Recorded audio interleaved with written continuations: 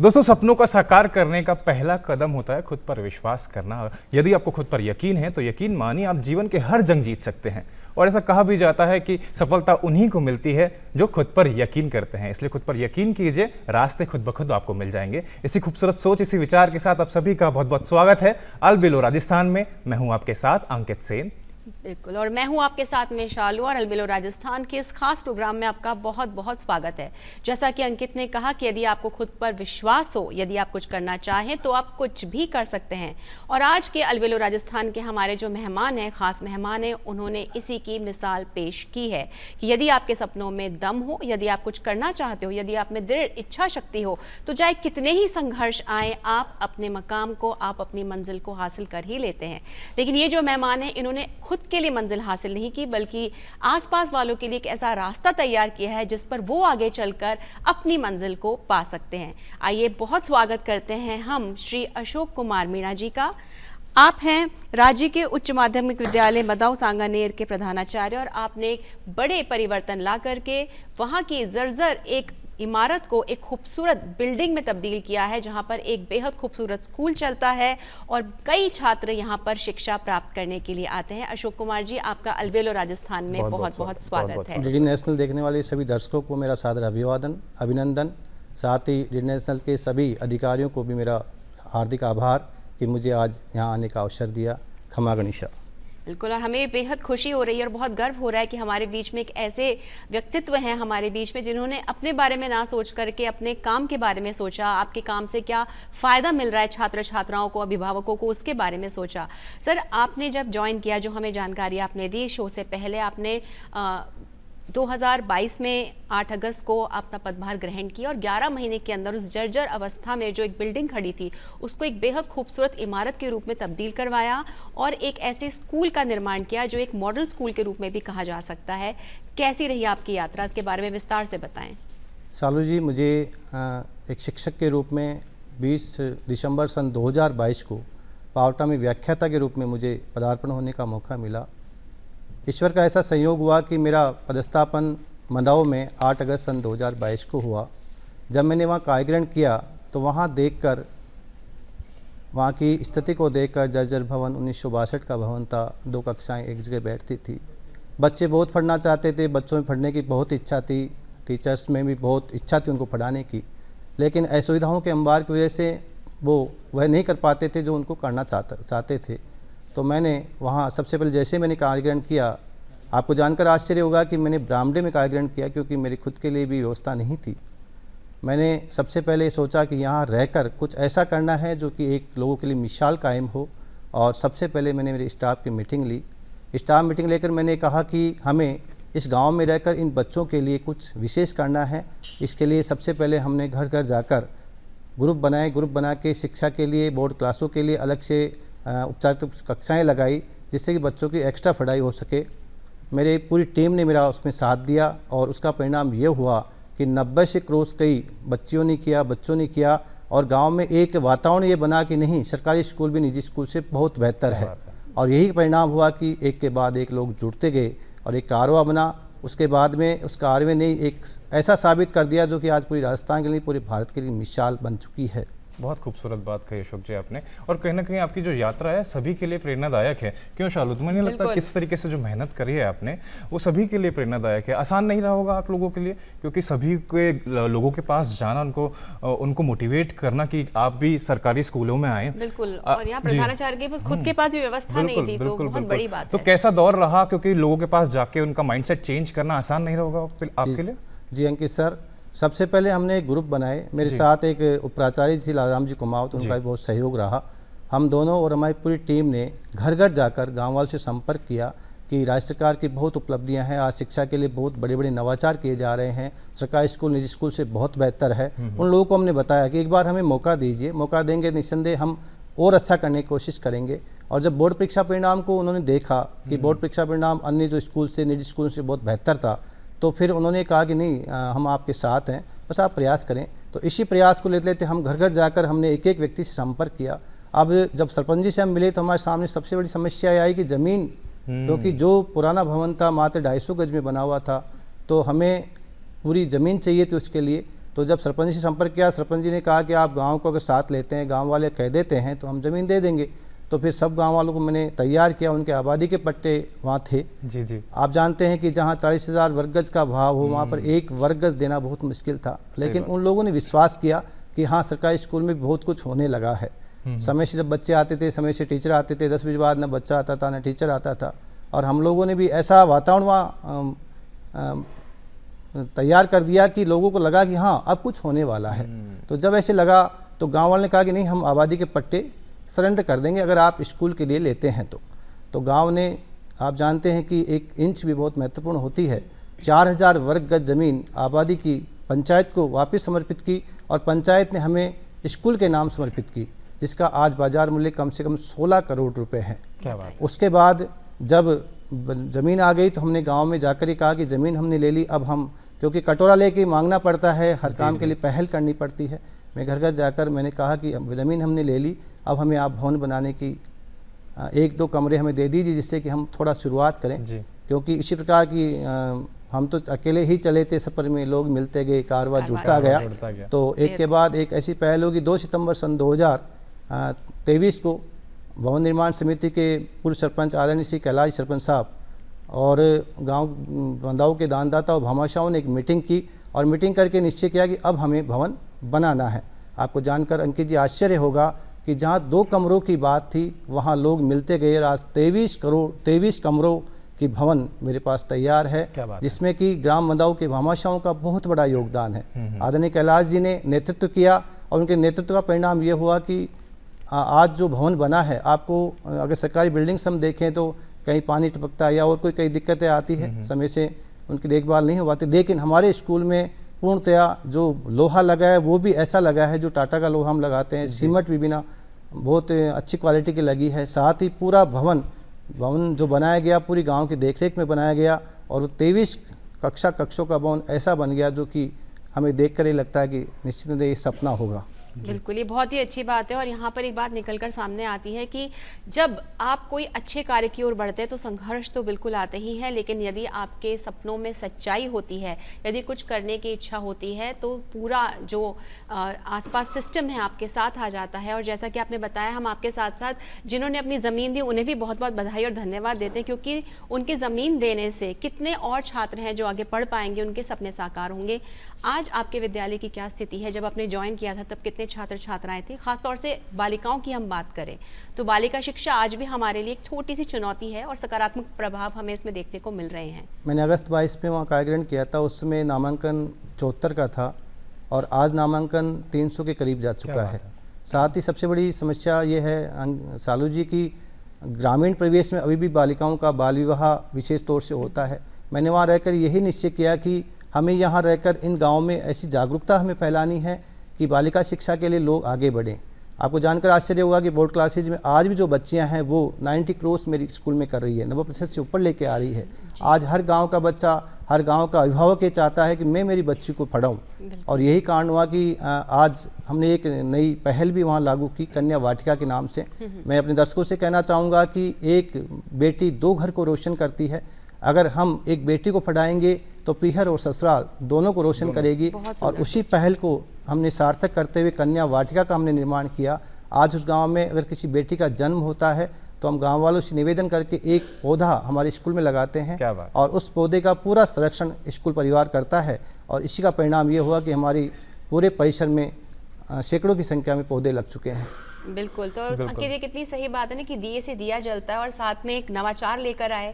और जैसा कि कितनी खूबसूरती से कहा कि एक जो कन्या है, एक जो बालिका है, वो 2 घरों को रोशन करती है। पर्यावरण का ध्यान रख रहे हैं, भविष्य का ध्यान रख रहे हैं, कितनी बड़ी बात है। जो कार्य कर रहे हैं बहुत ही प्रेरणादायक है सभी के लिए। अशोक जी, आपके लिए बहुत सारी चुनौतियां आई होंगी, जाहिर सी बात है, क्योंकि कंपटीशन भी बहुत है। एक तरफ प्राइवेट स्कूल की कंपटीशन है, सरकारी स्कूल में आपने बहुत सारे चेंजेस भी करे, बहुत सारी चुनौतियां भी आई आपके पास, उसके बारे में भी जानना चाहेंगे। क्योंकि जब कुछ अच्छा काम होता है तो चुनौतियां तो आती है, लोग बाग साथ भी आते हैं, उसका विरोध करने के लिए भी बहुत आते हैं, तो उसके बारे में कुछ जानना चाहेंगे।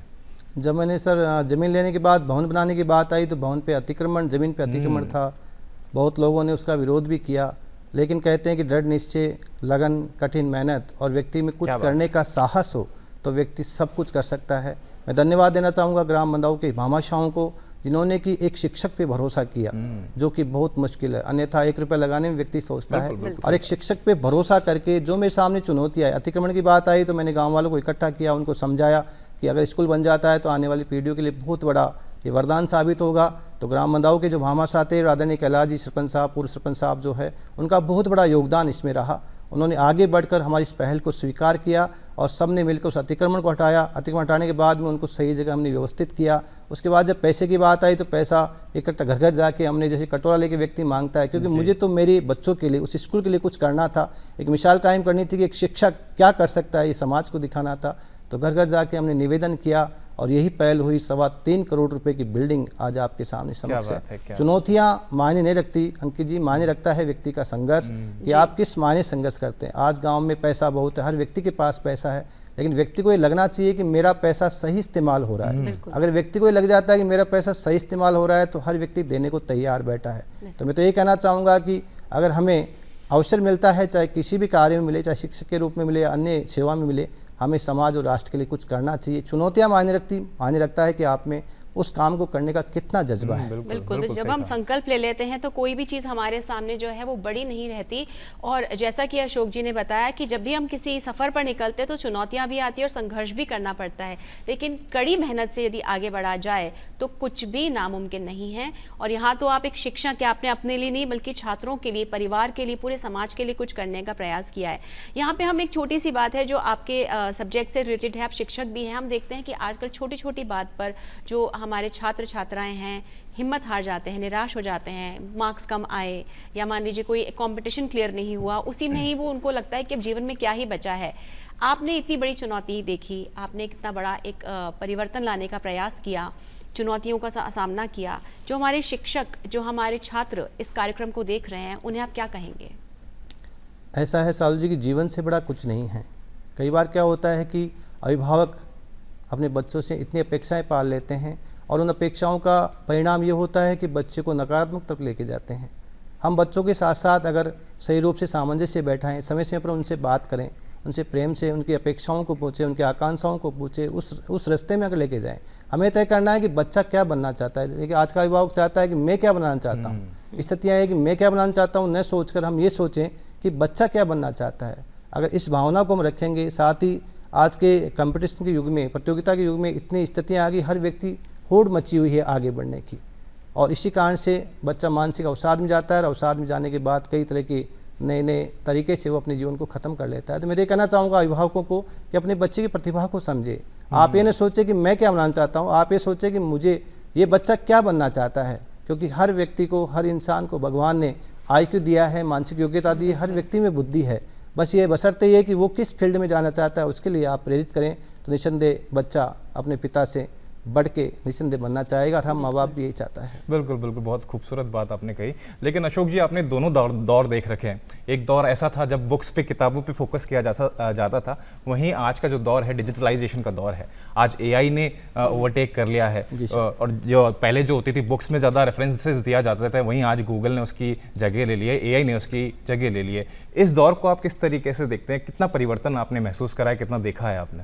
सर, पहले गुरु शिष्य परंपरा थी, गुरुकुल में अध्ययन होता था, उस समय दीक्षांत होता था, यानी गुरु के ऊपर ही पूरा जीवन निर्भर होता था शिष्य का।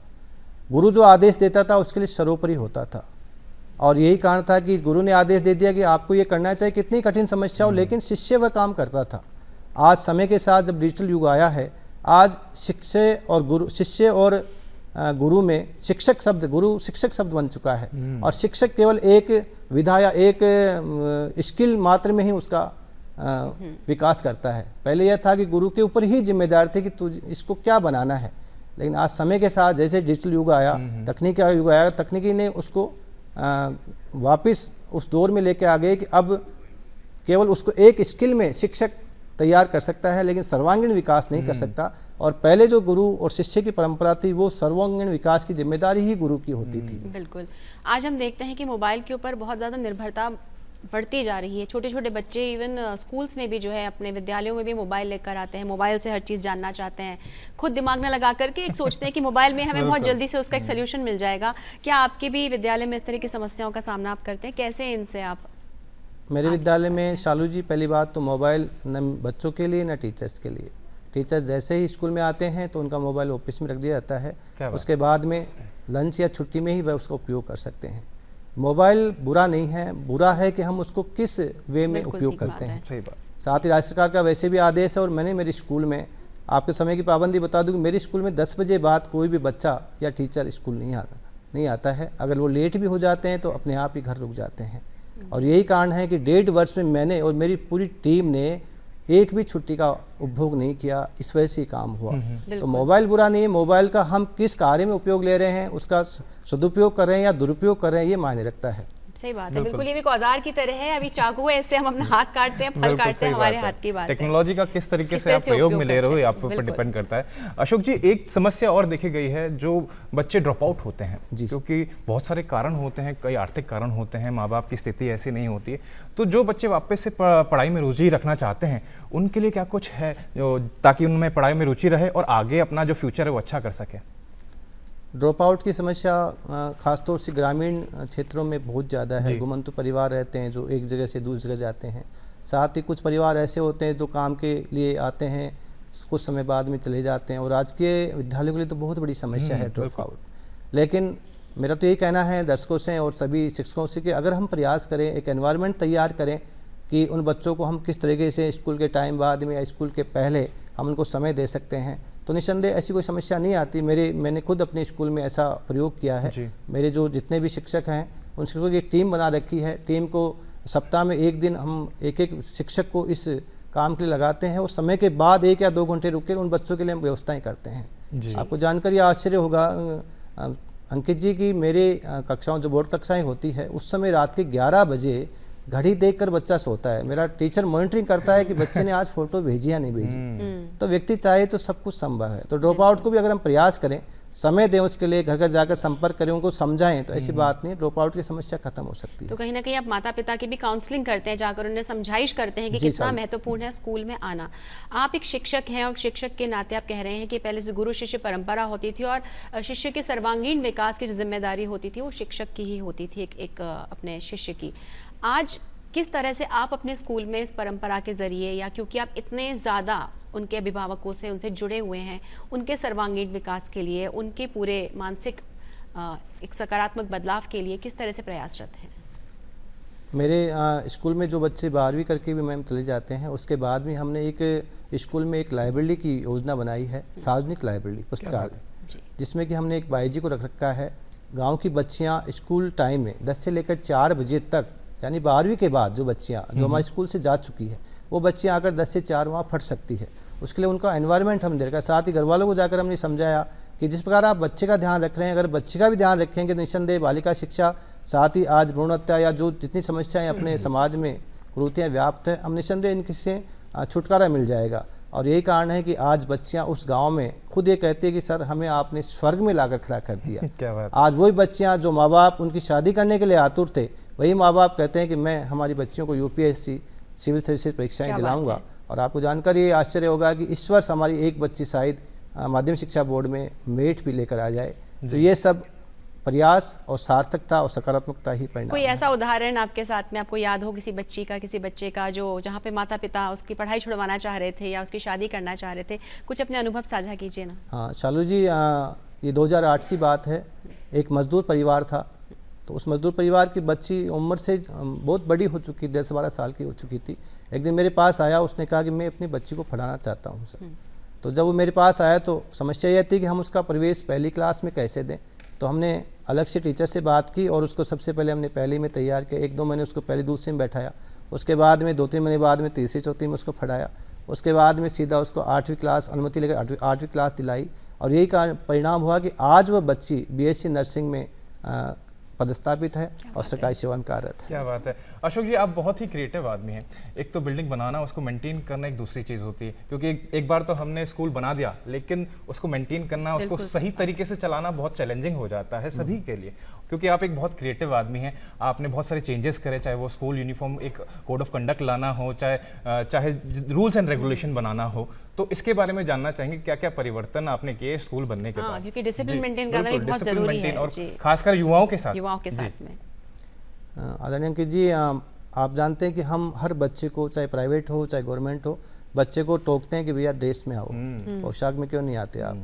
और कई बार हम बार बार उसको कहते हैं कि भैया पोशाक में आया करो। मैंने सबसे पहले मेरी स्टाफ की मीटिंग ली और ये कहा कि हमें पहले अपने पर इसको उदाहरण के रूप में प्रस्तुत करना है। और मैंने पहले मेरी स्टाफ की गणवेश लागू की, और जब मैंने मेरी स्टाफ की गणवेश लागू की तो बच्चे अपने आप ही ड्रेस में आने लगे। आज मेरे स्कूल में आप ये नहीं कह सकते कि ये स्कूल सरकारी स्कूल है, हर बच्चा गणवेश में आता है, समय से आता है और समय से जाता है। एक इनोवेशन हमने एक और लागू किया जो मैं सभी दर्शकों को बताना चाहूँगा, खासतौर से राजकीय विद्यालयों को, कि आज निजी विद्यालय एक नई तरकीब से अपने बच्चों को अपनी तरफ लेकर जाते हैं। बार बार अभिभावकों से संपर्क करते हैं, बार बार व्हाट्सएप पे मैसेज डालते हैं। मैंने मेरे स्कूल में एक नया परंपरा लागू की कि 4 दिन हमारी पढ़ाई होगी, 5वें दिन उसका एग्जाम होगा और 6ठे दिन व्हाट्सएप ग्रुप के माध्यम से हम उनके अभिभावकों को भेजेंगे। उससे एक नई परंपरा लागू ये होती है, हमें पता होता है कि ये बच्चा कौन सा बच्चा सही रूप से पढ़ रहा है, कौन सा बच्चा सही नहीं पढ़ रहा है। उसकी रैंक को हम बार बोर्ड में निर्धारित भी करते हैं, उसको बोर्ड पे लगाते भी हैं कि आपका बच्चा इस रैंक पे है। साथ ही जिन बच्चों को हमें लगता है कि बच्चे कमज़ोर हैं, उनके अभिभावकों को, उनकी माता को बुलाकर हम बताते हैं कि आपका बच्चा इस स्थिति में है, आप प्रयास करें, हम भी इसके साथ हैं। और उपचारात्मक शिक्षण भी हम लेते हैं लिखित अनुमति के बाद, अभिभावक से लिखित अनुमति लेकर स्कूल टाइम के बाद मेरी पूरी टीम उनको अलग से और पढ़ाती है। लेकिन कभी कभार सर ऐसा भी होता है कि जो अभिभावक हैं वो पढ़े लिखे नहीं होते या उन्हें उतनी जानकारी नहीं होती। अगर ऐसे में वो कहते हैं कि क्या करना है पढ़ा के, मजदूर का बच्चा है, क्या ही कर लेगा आगे, ऐसी स्थिति में आप किस तरह से उन्हें समझाते हैं? जब ऐसी स्थिति आती है सालू जी, तो हम आस पड़ोस के जो अन्य अभिभावक हैं, गाँव के जो चुनिंदा लोग हैं, उनको ले जाकर उनको समझाते हैं और उनके बाद में उनकी जो भी समस्या है उसका सॉल्यूशन करते हैं। बहुत अच्छा काम कर रहे हैं, ना ही काउंसलिंग कर रहे हैं, एक तरीके से माँ बाप जो हैं, पेरेंट हैं, उनकी भी काउंसलिंग बहुत ज़रूरी होती है, क्योंकि ये देखा गया है कि अक्सर इतना प्रेशर होता है बच्चों पे कि वो प्रेशर हैंडल नहीं कर पा रहे हैं। अशोक जी, एक चीज़ मैंने नोटिस करी है, कोविड के दौर के बाद एक ट्रेंड चेंज हो गया है, वो है ऑनलाइन क्लासेस का। ऑनलाइन क्लासेस हो तो जाती, लेकिन बच्चे के अंदर वो फिजिकल एक्टिविटी में डल होते जा रहा है। दिमाग तो लगा रहा है, लेकिन जो फिजिकल हमको जो एक्सरसाइज करनी थी, जो पहले का दौर था जिसमें फिजिकल एक्टिविटीज ज़्यादा थी, ऑलराउंड डेवलपमेंट ज़्यादा थी, वहीं आज एक सीमित दायरा बना के बैठ चुका है बच्चा, क्योंकि ऑनलाइन सारी चीज़ें हो रही है, ऑनलाइन गेमिंग हो गया और कहीं जा ही नहीं रहा है। इस सिनेरियो को आप किस तरीके से देख सकते हैं ताकि एक बच्चे का जो है वो ओवरऑल डेवलपमेंट हो पाए? ऐसा है अंकित जी, समय के साथ आवश्यकता बन जाती है। आज ऑनलाइन क्लासेज, माना कि लोग उसको बुरा समझते हैं, लेकिन बहुत अच्छी है। कोविड-19 में ऑनलाइन क्लासेज ने ही हमारी शिक्षा पद्धति को जिंदा रखा था। अगर ऑनलाइन क्लासेज नहीं होती तो शायद शिक्षक और शिक्षक के बीच में बहुत गैप हो जाता।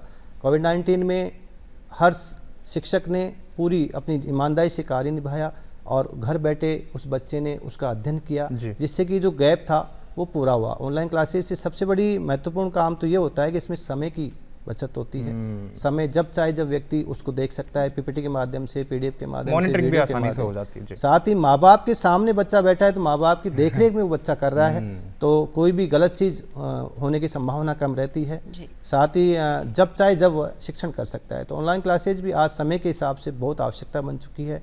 मैं खुद बता दूं, जब बच्चा, हमारे छोटे बच्चे आते हैं, पहली और दूसरी में बच्चे आते हैं, मैडम कहती है या टीचर को दिक्कत आती है, तो हम एलईडी के माध्यम से उनको कार्टून्स दिखा के और उन बच्चों को खुश कर देते हैं और बच्चा वापस अपनी क्लास में चला जाता है। तो आजकल ऑनलाइन तो बहुत आवश्यकता, डिजिटल युग आ चुका है, तो समय के साथ तो हमें चलना ही पड़ेगा। यानी कि बिल्कुल आप ना सिर्फ एक बिल्डिंग का जो जीर्णोद्धार कर रहे थे, साथ साथ में किस तरह से तकनीकी का इस्तेमाल करके शिक्षा के स्तर को बढ़ाने के प्रयास भी कर रहे थे।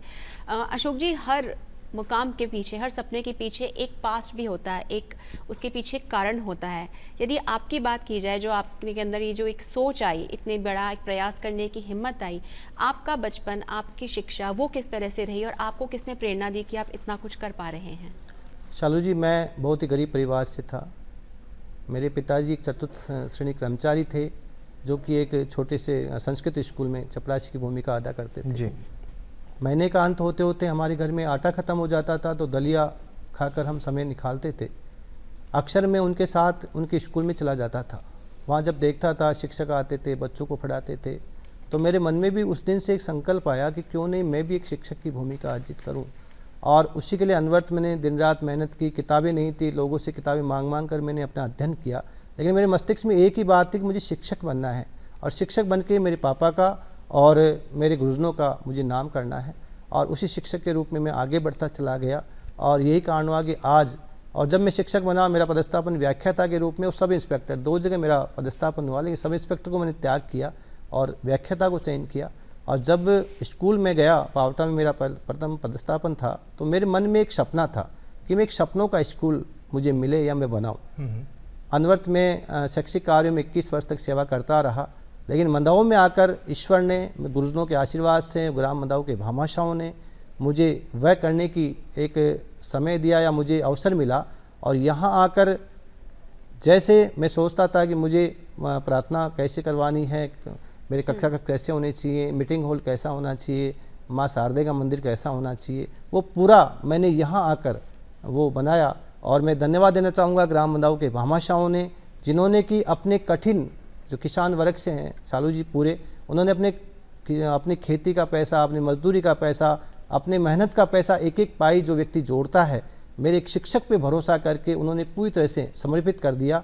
और उस सपने को जो मैं एक शिक्षक के रूप में देखता था, आज वह सपना मेरे सामने। आज मेरे स्कूल के बच्चे खुद अपने मुंह से कहते हैं कि सर आपने हमारे लिए स्वर्ग बना दिया। और जब वो बच्चे कहते हैं तो मुझे अपने आप में बहुत अच्छी आत्मगौरव महसूस होता है। और मैं तो ये कहना चाहूँगा कि शिक्षक समाज के लिए एक बहुत बड़ी प्रतिमूर्ति होती है। शिक्षक को दर्पण होता है समाज का। शिक्षक जैसा बनेगा वैसे ही पीढ़ी बनती चली बहुत जाएगी। बढ़िया, खूबसूरत बात। क्योंकि अमीर माँ बाप हो चाहे गरीब, वो केवल पोशाक दे सकते हैं, पैसे दे सकते हैं, लेकिन बनाने का काम करता है शिक्षक। और शिक्षक चाहे जो समाज को बना सकता है। बहुत खूबसूरत बात कही अशोक जी आपने। एक ऐसा कहा जाता है कि गुरु शिष्य परंपरा जो है वो हिंदुस्तान की जो संस्कृति है उसमें चार चांद लगाता है। आपने देखा है कि एक टीचर का प्रभाव बच्चे पे बहुत पड़ता है, क्योंकि वहीं से वो सब चीज़ सीखता है, लेकिन एक बच्चे का प्रभाव भी टीचर पे पड़ता है। ऐसे में चैलेंजिंग सिचुएशन टीचर के लिए बहुत बढ़ जाती है कि उसे अप टू डेट रहना है। उस चीज़ को आप किस तरीके से देखते हैं, क्योंकि चैलेंजिंग दौर सभी के लिए एआई का ज़माना है, एक टीचर को भी बहुत सारे चैलेंजेस से गुजरना पड़ता है, क्योंकि जो बच्चा देख रहा है उसका प्रभाव भी टीचर के ऊपर पड़ता है। तो इस चीज़ को आप किस तरीके से देख सकते हैं, क्योंकि अप टू डेट रहना बहुत ज़रूरी है। अंकित जी, बच्चा वही करता है विद्यालय में जो कि शिक्षक करता है। शिक्षक का जैसा बिहेव होगा, उसकी पोशाक होगी, उसका रहन सहन होगा, वैसा ही वो बच्चा देख देख कर वैसा बनता चला जाता है। क्योंकि शिक्षक की 2 आंख देखती है, लेकिन क्लास में आपको 24 बच्चे भी हों तो 48 आंख देखती है। तो आपका रहन सहन, आपका व्यवहार, उस बच्चे के प्रति आपका क्या रवैया है, आप स्कूल में कैसा अपना व्यवहार रख रहे हैं, वो बहुत निर्भर करता है। इसी वजह से मैंने मेरे स्कूल में कोई भी शिक्षक बिना गणवेश नहीं आता है, क्योंकि साधारण गणवेश रहेगी तो गणवेश को देखकर बच्चे में भी एक शालीनता आएगी। जैसे हम घुसते हैं तो सबसे पहले, क्योंकि शिक्षा संस्कार सिखाती है, और हमने उनको यही कहा है कि आप जब घर से आरंभ होते हैं तो सबसे पहले अपने माता पिता को चरण स्पर्श करके आएँ, आपसे बड़े हैं उनको चरण स्पर्श करके आएँ, स्कूल में आके अपने शिक्षकों को चरण स्पर्श करें। तो संस्कार के बाद फिर शिक्षा की शुरुआत होती है। और यही कारण रहा कि मेरे आज विद्यालय में बिल्कुल संस्कार युक्त शिक्षा दी जा रही है। इसके लिए मैं धन्यवाद देना चाहूँगा मेरी पूरी टीम का, जिन्होंने हर कदम पे मेरा कंधे से कंधा मिलाकर साथ दिया। क्योंकि 4 पंक्तियाँ कहना चाहूँगा, ख्वाहिशों से नहीं गिरते फूल झोली में, हर साख को हिलाना पड़ता है। क्या बात है। और अलबेलो राजस्थान में हम अभी तक यही आपकी एक जर्नी की जो है वो हम जानकारी ले रहे थे। हम जान रहे थे किस तरह से आपने अपनी मेहनत, लगन और दृढ़ इच्छा शक्ति से एक जर्जर अवस्था के विद्यालय को जो है एक नव निर्मित विद्यालय के रूप में भामाशाहों के सहयोग से, अपनी टीम के सहयोग से खड़ा किया है। जैसे कि हमने लोकगीत सुना पधारो मारे देश, तो उसमें राजस्थान की कुछ मिट्टी की खुशबू ही ऐसी है। लेकिन एक स्कूल में भी बच्चों को खींचने के लिए आपने बहुत मेहनत करी है, बहुत प्रयास किए हैं।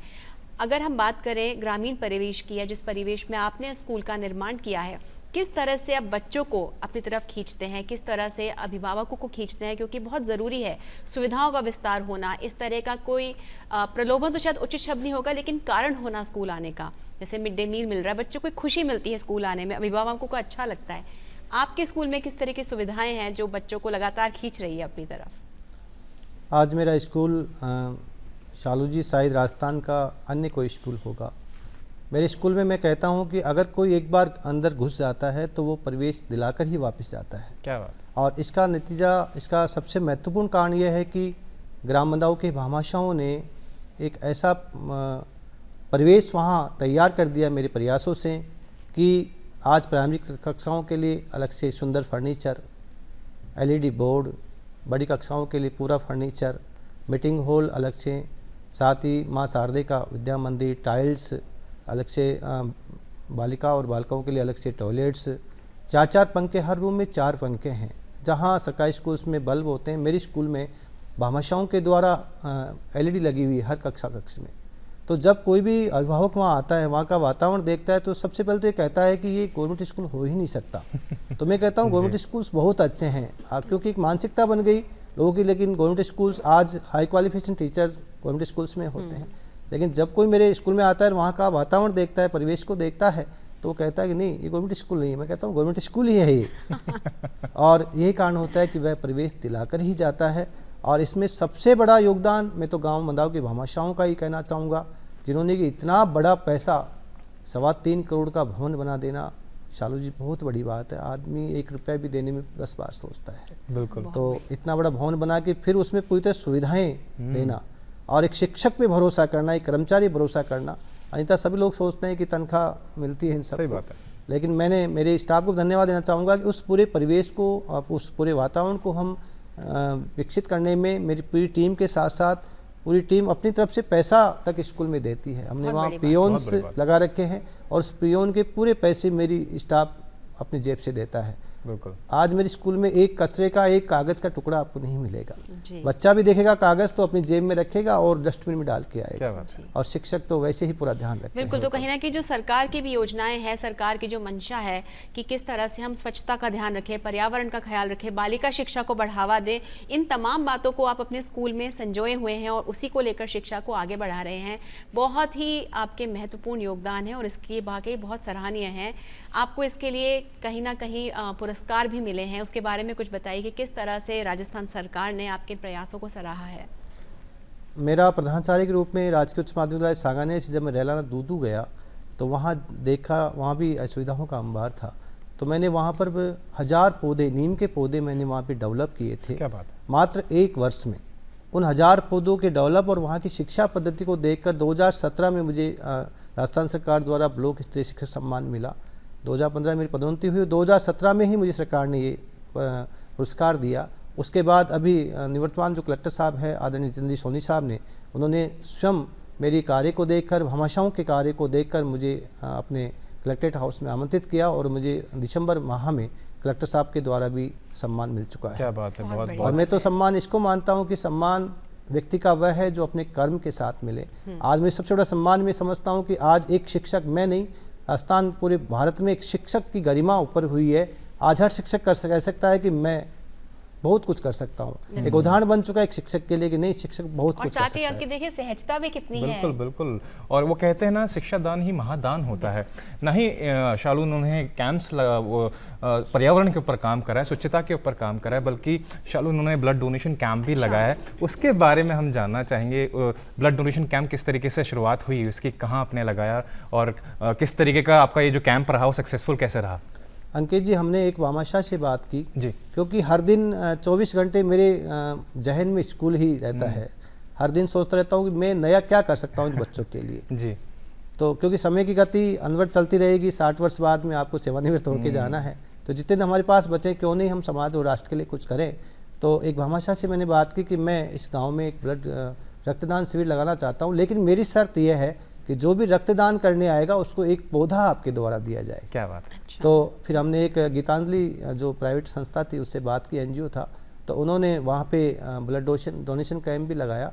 और जो भामाशाह थे, उन्होंने अपने विनोद जी शर्मा हैं, उनके पापा की पुण्यतिथि के अवसर पे हमने वो ब्लड डोनेशन कैंप वहाँ रखा, और उसका नतीजा हुआ कि कम से कम 100 यूनिट ब्लड वहाँ डोनेशन हुआ। साथ ही 100 पौधे हमने उनको आम के दिए, फलों के दिए, जिससे कि कम से कम 100 पौधों में अगर 80 भी रहते हैं, 50 भी रहते हैं, तो प्रकृति का संरक्षण भी होगा और एक अच्छा मैसेज भी जाएगा। और बहुत जल्द दोबारा से हम वो ब्लड डोनेशन कैंप आयोजित करने वाले हैं। क्या बात है। बहुत ही अच्छा कार्य आप कर रहे हैं अशोक जी। लेकिन एक प्रधानाचार्य की नज़र से हम समझना चाहते हैं कि एक टीचर की क्या परिभाषा होती है, क्योंकि आपने वो सारे दौर देख रखे हैं, चाहे पुराना दौर हो चाहे नया दौर हो, तो आपकी नज़रिए से एक टीचर की क्या परिभाषा होती है? शिक्षक में 3 शब्द हैं अंकित जी, सी, श और क। शी का शिष्ट, श का क्षमाशील, क का कर्तव्यनिष्ठ। ये तीनों चीज़ों का समावेश होता है एक शिक्षक। क्या बात है। शिक्षक चाहे जो कर सकता है। आपने चाणक्य का वो कथन सुना होगा कि कलम में बहुत बड़ी ताकत है। तो कलम शिक्षक के पास है और शिक्षक चाहे तो वो कर सकता है। शिक्षक ने आपके सामने साबित कर दिया। अकेले अशोक ने ये काम नहीं किया, पूरे शिक्षक समाज के लिए एक वरदान है कि अगर शिक्षक चाहे तो ऐसा कर सकता है। आज हर गांव में हर प्रधानाचार्य अगर ये दृढ़ निश्चय कर ले कि मुझे इस स्कूल के लिए कुछ करना है, तो मैं मानता हूँ कि प्राइवेट स्कूल्स न के बराबर रह जाएंगे। और हर व्यक्ति अपनी कोशिश भी कर रहा है, जितना संभव होता है हर प्रधानाचार्य अपनी कोशिश करता है, लेकिन कई बार परिस्थितियाँ ऐसी अनुकूल नहीं होती, प्रतिकूल होती, कई बार समस्याएं आती, लेकिन मैं मानता हूँ कि हर शिक्षक अपना बेहतर प्रयास करने की कोशिश करता है और आज की सेवा का हर कर्मचारी अपनी मेहनत से आज समाज को दिशा देने की कोशिश कर रहा है। बिल्कुल, लेकिन ये बात यहाँ पे बिल्कुल स्पष्ट निकल कर आई है कि सिर्फ शिक्षक ही नहीं बल्कि जो अभिभावक हैं, जो छात्र छात्राएं हैं, जो विद्यार्थी हैं, सब अगर थोड़ा थोड़ा योगदान दें तो एक स्कूल जो है कंप्लीट स्कूल बन सकता है। और जो सरकारी और प्राइवेट स्कूल का जो गैप है जो हमें देखने को मिलता है, जहाँ पर हम इतनी बड़ी फीस देते हैं और बड़े बड़े स्कूलों में बच्चों को भेजते हैं, यदि हम थोड़ा सा प्रयास करें तो हम अपने आसपास में बहुत बड़ा परिवर्तन ला सकते हैं। हमारे आसपास भी यदि कोई विद्यालय है तो हम जिस भी रूप में चाहे वहाँ योगदान दे सकते हैं, चाहे हम वहाँ पर यूनिफॉर्म दें या किताबें दें या पेंसिल दें। मुझे तो अंकित ऐसा लग रहा है कि हम कितना कुछ खुद कर सकते हैं, सिर्फ एक सोच की ज़रूरत है। छात्रों के बारे में जानना चाहेंगे कि आज जो है छात्रों में भी कई परिवर्तन देखने को मिल रहे हैं। हम सब भी कभी ना कभी छात्र रहे हैं। किस तरह से किताबें पढ़ करके, किस तरह से वो जीवनियाँ पढ़ करके क्या कुछ ऐसा कर सकते हैं कि उनका भी सर्वांगीण विकास हो, वो समझ सके उनमें क्या क्या कौशल है, किस तरह से उसे आगे बढ़ा सकते हैं? हर बच्चे में शालू जी बहुत कौशल होते हैं, बशर्ते उस कौशल को समझ के हमें आगे बढ़ाना। और यही कारण था कि मेरे बच्चे, एक छोटा सा स्कूल है गांव में, छोटा सा गांव में मेरा स्कूल है, वहाँ इस वर्ष मेरे बच्चों ने योगा में प्रयास किया और योगा में प्रयास करके राज्य स्तर पे उनका चयन हुआ। तो अगर स्किल्स को प्रयास करके या स्किल को पहचान के अगर शिक्षक चाहे तो उसको बहुत कुछ बना सकता है, क्योंकि बनाने का काम करता ही शिक्षक है। बस हमें उसकी स्किल को पहचानना पड़ेगा, इस बच्चे में क्या स्किल है, और उस स्किल को आगे बढ़ के हमें उस बच्चे को तैयार करना पड़ेगा। तो निसंदेह बच्चा तैयार हो जाएगा। बहुत अच्छी बात करें कि अब बच्चे की स्किल्स के ऊपर फोकस करना चाहिए। लेकिन अशोक जी, आजकल के जो बच्चे बड़ा कंफ्यूज हो जाते हैं, क्योंकि एग्जामिनेशन में बच्चे ऐसे हो जाते हैं कि क्या पढूं क्या नहीं पढूं। किस तरीके से एक बच्चे को एग्जामिनेशन की तैयारी करना चाहिए, क्या कुछ करना चाहिए कि उसके अच्छे मार्क्स आए? सबसे बड़ी बात तो यह है कि जो भी बच्चा विद्यार्थी अध्ययन कर रहा है, चाहे प्रतियोगी परीक्षाएं कर रहा हो, चाहे बोर्ड क्लासेस की कर रहा हो या स्थानीय परीक्षाएं कर रहा हो, उसके मस्तिष्क में पूरा सिलेबस जो पाठ्यक्रम है वो पूरी तरह से क्लियर होना चाहिए। अक्सर हम क्या पढ़ रहे हैं हमें पता ही नहीं होता सिलेबस में क्या है। तो सिलेबस जब तक मस्तिष्क में नहीं होगा तब तक हम कोई भी अध्ययन नहीं कर सकते। तो पहली शुरुआत ही होती है सिलेबस की। पाठ्यक्रम हर बच्चे के मस्तिष्क में होना चाहिए कि ये पाठ्यक्रम है और इस पाठ्यक्रम के अनुरूप ही मुझे अध्ययन करना है। और जब पाठ्यक्रम उसके मस्तिष्क में होगा तो उन चीज़ों को पढ़ेगा, और उन चीज़ों को पढ़ेगा तो आराम से वो आगे बढ़ता चला जाएगा। और पाठ्यक्रम को बोझ ना समझे, उसको धीरे धीरे एक एक बिंदु को लेते हुए हम आगे बढ़ेंगे तो निसंदेह अपना पूरा पाठ्यक्रम को कवर कर पाएगा और एक अच्छे अंकों से उत्तीर्ण हो पाएगा। बिल्कुल, तो कहीं ना कहीं जो अनुशासन है और जो प्लानिंग है वो बहुत ज़रूरी होती है कुछ भी करने के लिए। पहले ऐसी मान्यता थी कि खेलोगे कूदोगे होगे खराब, पढ़ोगे लिखोगे बनोगे नवाब। और लेकिन आज जो है हम देखते हैं कि जो बच्चे हैं अलग अलग स्ट्रीम्स में आगे जा रहे हैं, अलग अलग काम करना चाह रहे हैं, अलग अलग क्षेत्रों में अपना नाम कमाना चाह रहे हैं। एक शिक्षक की, एक विद्यालय की, आपके विद्यालय की हम बात करें तो किस तरह से आप खेलकूद को बढ़ावा देते हैं, नहीं देते हैं, आपकी क्या सोच है? आप जानते हैं कि पहला सुख निरोगी काया, और निरोगी काया तब रहेगी जब हम स्वस्थ रहेंगे, और स्वस्थ रहने के लिए सबसे ज़रूरी है व्यायाम। बिल्कुल। और खेल ही है जो हमें व्यायाम के लिए प्रेरित करता है। मेरी संस्था में जो शारीरिक शिक्षक है वो पूरी इसके लिए प्रयास कर रहे हैं। हमने भी एक खेल का मैदान वहाँ पे विकसित करने की एक योजना बनाई है। हमारी स्कूल के पास में ही पंचायत भवन है। पंचायत भवन के पास बहुत सारा खुला परिसर पड़ा हुआ है, तो हमने प्रयास किया है कि हम वहाँ पर वॉलीबॉल, बैडमिंटन, क्रिकेट या ऐसी जितनी भी हमसे सुविधाएँ हो सके, भामाशाहों की मदद से या अपने शिक्षक स्टाफ की मदद से या राज्य सरकार की मदद से वहाँ पे एक खेल मैदान विकसित करना चाहते हैं। क्योंकि हर बच्चा सरकारी सेवा में जाए ये कोई आवश्यक नहीं है। हर बच्चे की अपनी रुचि अलग होती है, उस रुचि को विकसित करने का काम करता है शिक्षक। माता पिता केवल उसको भेज सकते हैं, लेकिन बनाने का काम शिक्षक करता है। तो हमारा प्रयास ये रहा है कि आज भामाशाहों से पूरा गाँव मंदाऊ पूरा भारत में चर्चा हो रहा है, तो क्यों नहीं खेल में भी हम इस गाँव को आगे लेके जाएँ। और उसके लिए पूरे मंदाऊ गाँव के भामाशाह ये चाह रहे हैं। एक और कहना चाहूँगा विशाल जी कि उस गाँव की एक छोटी सी एक निवेदन उन्होंने सब गांव ने किया है कि हमारी बालिका शिक्षा के लिए अगर यहाँ पर राजकीय महाविद्यालय अगर बन जाए तो हमारी बालिकाओं के लिए बहुत बड़ा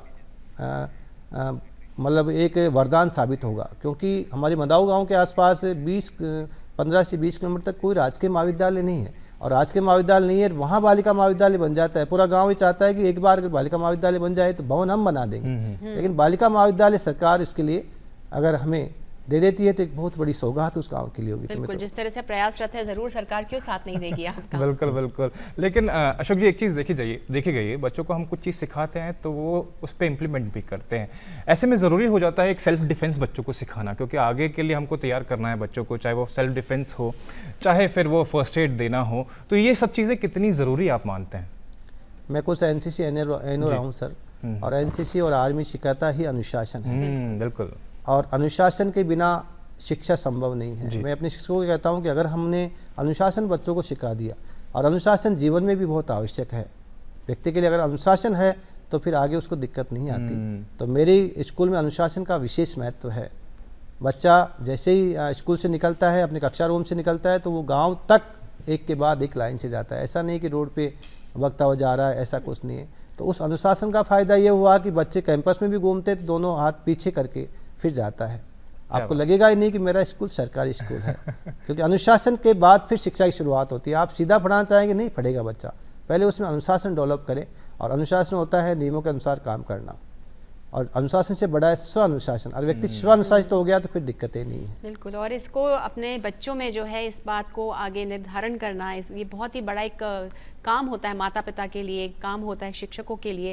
लेकिन आप जितनी बातें बताइए अशोक जी, एक सकारात्मक ऊर्जा का सा एहसास अंकित आपको भी हो रहा है क्या? कि लग रहा है कि अगर हम चाहें तो कुछ भी कर सकते हैं। और यहाँ पर सिर्फ हमारे ही लिए नहीं, बल्कि जो छात्र, जो विद्यार्थी इस कार्यक्रम को देख रहे हैं, आपके लिए भी जरूरी है कि आप क्या दे सकते हैं। आपके माता पिता, आपके शिक्षक, आपका विद्यालय, आपकी यूनिवर्सिटीज़ आपको बहुत कुछ दे रही हैं, लेकिन आप छोटा छोटा सा योगदान दे करके, साफ सफाई का ख्याल रखकर, पौधारोपण करके, कहीं ना कहीं छोटी सी फर्स्ट एड दे करके, इस तरह के कई ऐसे काम कर सकते हैं जिससे कि आप अपना एक छात्र होने का जो कर्तव्य है उसे निभा सके। उसमें कहीं पैसा नहीं लगता, उसमें कहीं बहुत ज़्यादा आपकी भूमिका नहीं लगती। सिर्फ एक छोटी सी सोच से आप अपने आसपास के कई लोगों का जीवन जो है वो बदल सकते हैं। वो कहते हैं ना शालू, छोटे छोटे प्रयासों से ही जीवन में बड़ी परिवर्तन आते हैं। अशोक जी, आपने बहुत कुछ आज सिखाया हम लोगों को, और जो लोग देख रहे हैं बहुत कुछ सीखे होंगे। बहुत बहुत शुक्रिया, आपने दूरदर्शन स्टूडियो आया आप सर। एक निवेदन करना चाहूँगा सर डीडी नेशनल के दर्शकों से कि मेरा विद्यालय प्लास्टिक मुक्त मैंने कर रखा है। पर्यावरण संरक्षण के लिए अगर हम इसको भी अगर पहल करें, हमारे घर में आसपास में प्लास्टिक को अगर हम रोकें तो निस्संदेह अपना पर्यावरण स्वच्छ रहेगा। साथ ही मैं निवेदन करना चाहूँगा सभी दर्शकों से कि बालिका शिक्षा आज बहुत महत्वपूर्ण है, आप बालिका शिक्षा पे ध्यान दें। साथ ही हर भामाशाह से ये निवेदन करना चाहूँगा कि सरकारी स्कूल आपकी बाढ़ जो रहे हैं, अगर आप प्रयास करेंगे, छोटी छोटी हम जन्मदिन में, अपनी बर्थडे में, एनिवर्सरी में हम थोड़ा थोड़ा भी अगर सरकारी स्कूल को देंगे तो सरकारी स्कूल वह बन जाएंगे जो आपने कल्पना नहीं की थी। साथ ही पुनः मेरे ग्राम मदाओं के भामाशाहों को धन्यवाद, आप सबको धन्यवाद कि मुझे आपने आमंत्रित किया। धन्यवाद, थैंक यू। बात करने के लिए बहुत बहुत धन्यवाद। तो दोस्तों, अभी के लिए इतना ही। अगली बार फिर मुलाकात होगी ऐसे ही किसी सफर में। तब तक खुश रहिए, आसपास साफ सफाई रखिए और देखते रहिए डीडी राजस्थान। फिर मुलाकात होगी।